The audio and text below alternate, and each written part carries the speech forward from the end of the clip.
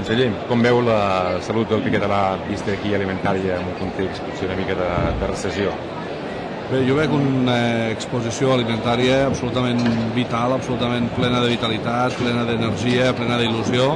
I la veritat és que estem molt contents per aquesta massiva assistència de persones i d'empreses a exposar i perquè les coses estan anant molt bé. Les informacions que ens arriben de les empreses que estan exposant aquí són molt positives. Perquè el que hem vist que sí que hi ha enguany són moltes activitats, relacionades amb el sector del vi, moltes de les quals relacionades també amb les varietats autòctones. Bueno, jo crec que això està molt bé, perquè aquí demostrem nosaltres aquesta força que tenim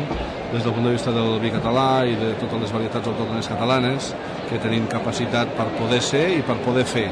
I per tant això és una mostra de que hi ha vitalitat també en aquest àmbit, hi ha molta gent que està molt interessada en promocionar aquestes varietats i el que es fa doncs, és això, i des del govern que fem donar suport, acompanyar-los, promocionar-los, intentar intervindre en aquelles activitats que serveixin de promoció per fer una cosa que és tan senzilla com que ells puguin viure d'aquestes varietats, que són la seva il·lusió, que són la seva feina, i nosaltres puguem donar suport a aquestes iniciatives, que en definitiva és donar suport al país, a l'economia productiva del país, per generar una major dinamització de l'economia, que com vostè deia en aquests temps de crisi són molt importants. És que hem vist que si bé hi ha a l'estand del Departament de Prodeca i Incavi hi ha potser fins i tot més tallers, potser a nivell particular sí que hi ha alguna ausència, potser? Bueno, nosaltres hem incrementat la presència d'empreses i de bodegues de vins a aquesta fira alimentària, el qual és una satisfacció, no?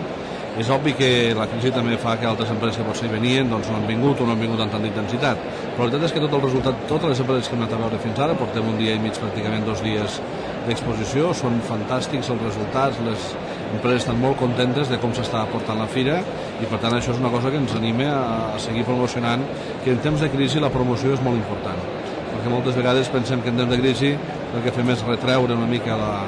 el que és la promoció i jo crec que ha de ser el contrari, no? Hem d'ajudar la gent a que pugui promocionar, la fira n'és un exemple i Prodeca en aquest sentit i l'Incavi